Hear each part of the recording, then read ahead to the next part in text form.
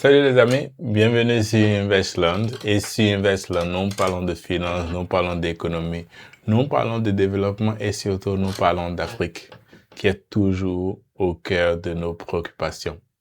Dans cette vidéo, nous allons parler des télécoms. Des télécoms qui, comme nous le savons, sont un enjeu stratégique en termes de communication dans le monde moderne dans lequel nous sommes.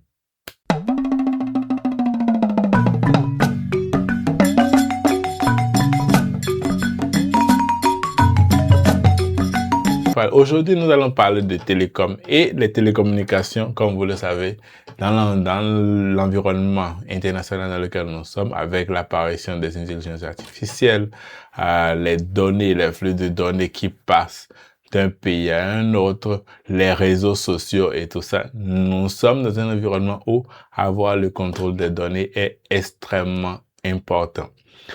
Mais pourquoi nous avons décidé de parler un peu sur les télécommunications? Parce que tout au début des activités du capitaine au Burkina Faso, ils ont décidé de créer une compagnie nationale, une compagnie aérienne. Évidemment, en faisant une petite analyse ici, nous trouvons que ce n'était peut-être pas la bonne stratégie.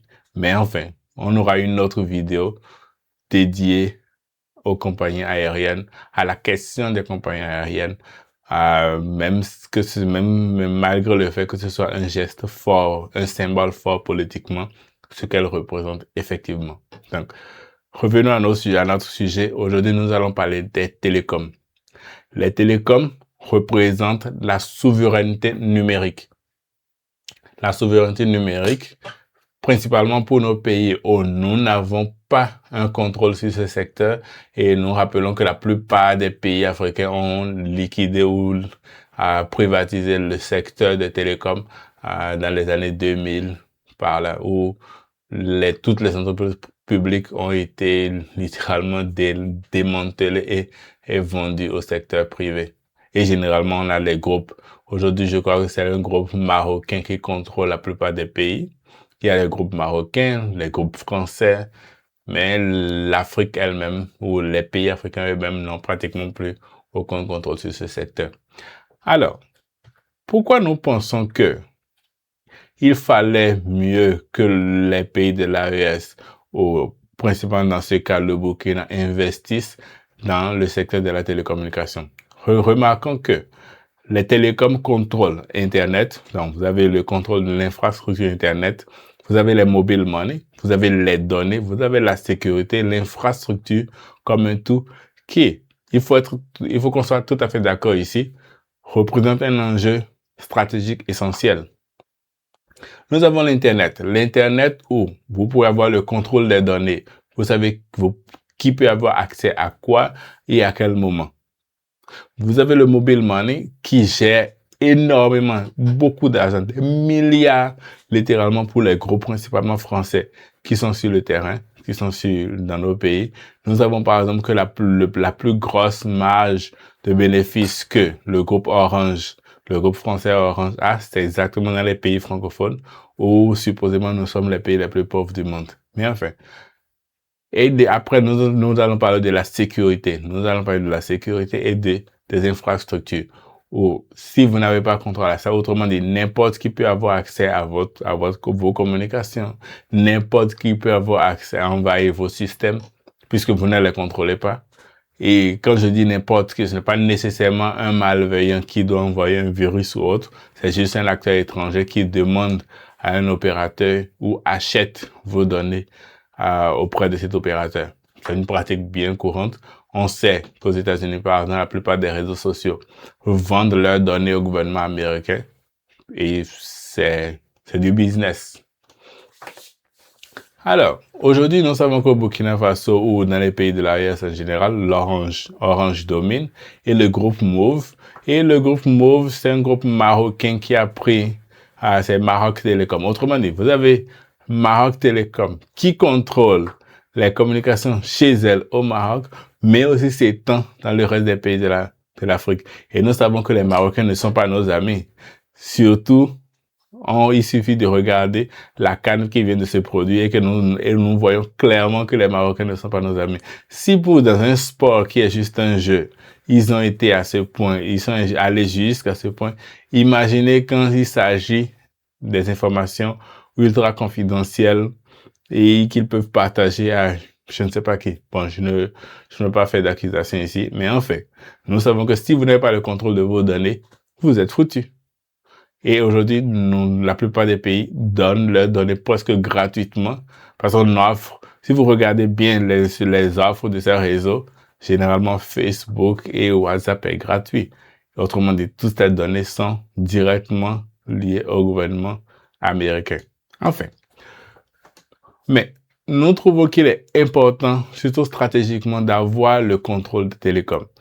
Pourquoi il faudrait que le gouvernement puisse avoir un contrôle absolu sur le secteur des télécoms? Par exemple, si vous prenez un pays comme la Chine, l'une des compagnies les plus puissantes, c'est la China Telecom. Et China Telecom, c'est elle qui contrôle l'infrastructure et les télécommunications. Il faudrait rappeler ici que les télécoms permettent les communications non seulement des civils, mais aussi des militaires. Et aujourd'hui, en Afrique, beaucoup la question des transactions financières. Donc, ça veut dire quoi? Si vous avez le contrôle de ce système, vos communications, vous pouvez les préserver, principalement vos communications militaires, parce qu'aujourd'hui, qu'est-ce qui se passe? Nous sommes en lutte contre les terroristes. Ces mêmes terroristes qui utilisent nos réseaux, pour se communiquer, ils utilisent les réseaux des propres pays. Donc, ils achètent peut-être cela, je crois, un téléphone au bord de la voie.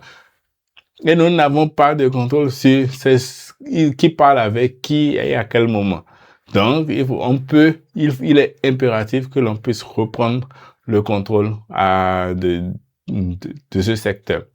Accès à Internet.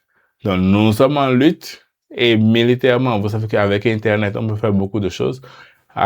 Principalement en relation à l'accès à Internet, il y a une vidéo sur la chaîne qui parle de Starlink, qui aussi offre l'accès à Internet dans des zones reculées. Et nous avons parlé sur le danger que cela représente. Nous savons que les opérateurs aujourd'hui prennent un pourcentage sur chaque transfert mobile money qui est fait à travers leur réseau. Cet argent pourrait être gardé par le gouvernement, peut être prélevé par le gouvernement pour financer des infrastructures, financer de la recherche et du développement et financer les industries lourdes dont le pays a besoin. Surtout, la question énergétique. Nous continuons d'insister sur cette chaîne. Sans énergie, il n'y aura pas de développement. Donc, ce sera peut-être une forme d'utiliser un réseau déjà existant ou une infrastructure embryonnaire, construire une infrastructure plus grande, avoir le contrôle du secteur, prélever de l'argent et investir dans les secteurs, dans les industries lourdes dont on a besoin. Les données. La question des données est fondamentale. Qui contrôle nos données? Nous savons qu'aujourd'hui, dans notre monde aujourd'hui, principalement avec l'intelligence artificielle, les données sont fondamentales. Donc, si je veux faire une vidéo pour montrer que la situation est critique dans un pays africain, j'ai accès à tout ce que je veux comme données parce que les téléphones enregistrent, ces données, les téléphones prennent des vidéos, des audios, des images et ces données sont stockées généralement pas sur le continent, pas dans les pays auxquels ils devraient être soumis à des lois. Donc, ces données sont envoyées ailleurs. Je peux entraîner une intelligence artificielle pour me montrer un paysage et faire en sorte que le pays puisse être vu d'une manière terrible. Donc, nous savons l'effet que les données ou le pouvoir que les données ont dans notre monde actuel. Les flux financiers numériques, c'est vrai qu'aujourd'hui, Internet banking n'est pas très développé dans nos pays, mais il serait nécessaire de le faire, de faire en sorte que même dans les zones les plus reculées, tout le monde puisse avoir un compte bancaire, puisse être accessible. Donc, au lieu de dire, nous avons mobile money et c'est réglé, la couverture bancaire doit s'élargir, doit s'étendre et pouvoir atteindre tout le monde. Et ça, pour ça, il faut de l'énergie parce qu'il n'y a pas de banking, d'internet banking qui fonctionne sans énergie. Il n'y a pas d'internet banking qui fonctionne sans internet. Internet est déjà dans le nom. Donc, nous avons tout un système qui est impératif à développer. Et ça devrait être introduit de forme au coût le plus bas possible.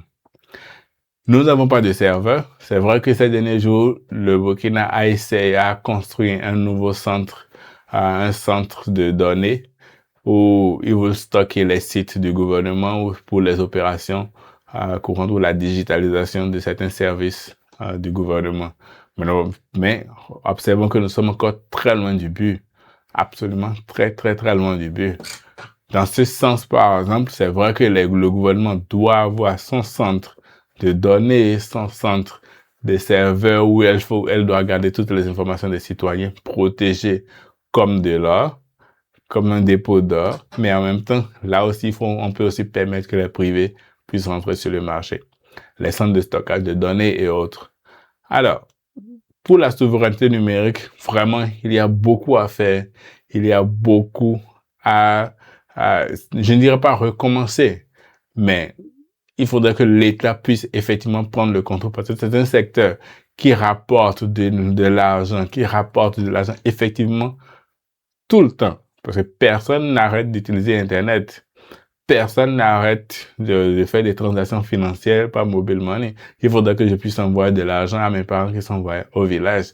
Donc, c'est un secteur qui rapporte de l'argent de forme permanente. Et ce sera beaucoup plus simple pour le gouvernement d'y mettre tout son poids. D'y mettre tout son poids et investir évidemment dans la recherche et le développement pour développer, construire. Parce qu'aujourd'hui, nous sommes à la 5G dans certains pays.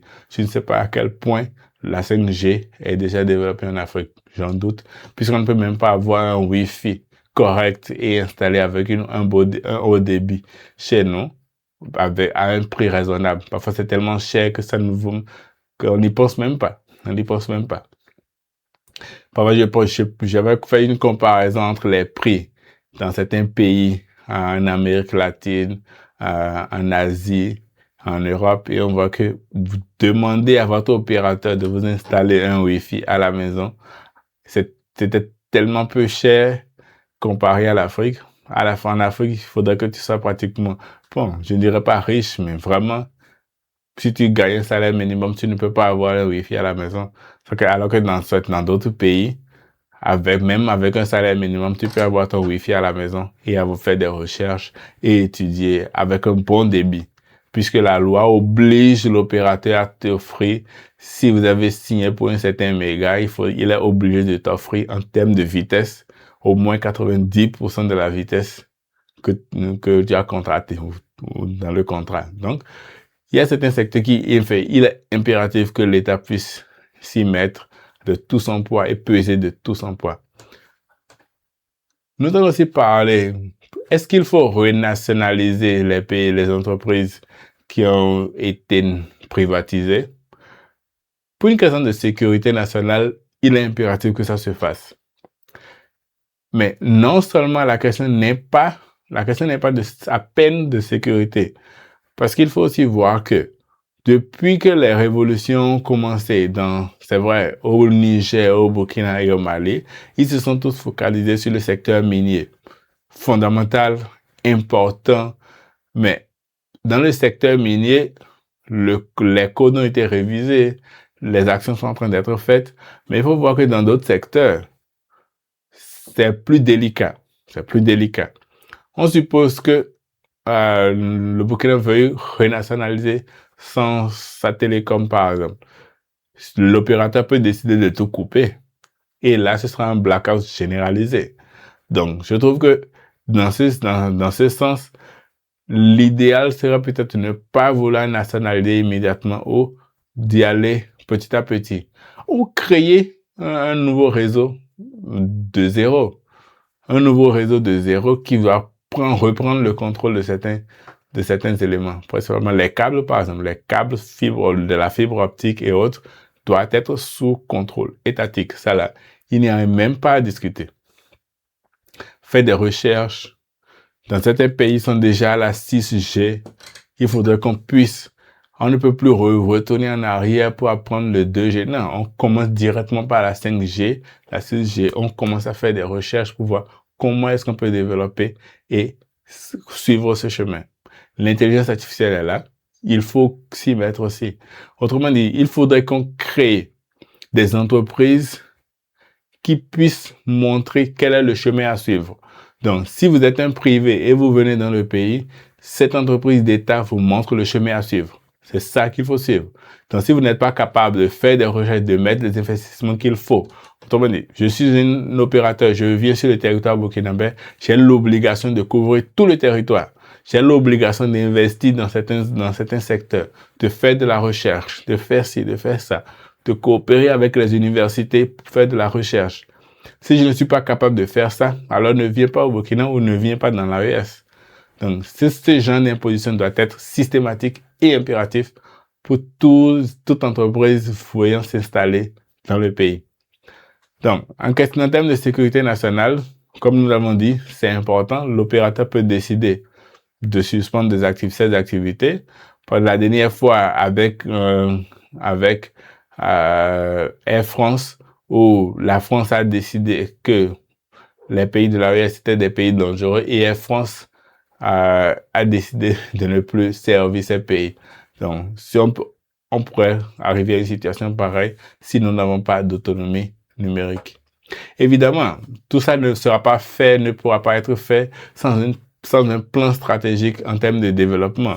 Parce que le secteur des télécoms doit être intégré à l'industrie, doit être intégré au secteur industriel, au secteur bancaire, au secteur logistique. Donc, il y a il faut vraiment un plan stratégique à long terme. Bien, quand on dit long terme, moi, je dirais sur la chaîne, nous pensons qu'il faudrait peut-être, par exemple, faire des plans à chaque 5 ans. Donc, les 5 prochaines années, nous allons faire si la première année, nous allons créer l'entreprise. À la fin de la première année, il faudrait qu'on soit capable de servir tous ceux qui sont à la capitale.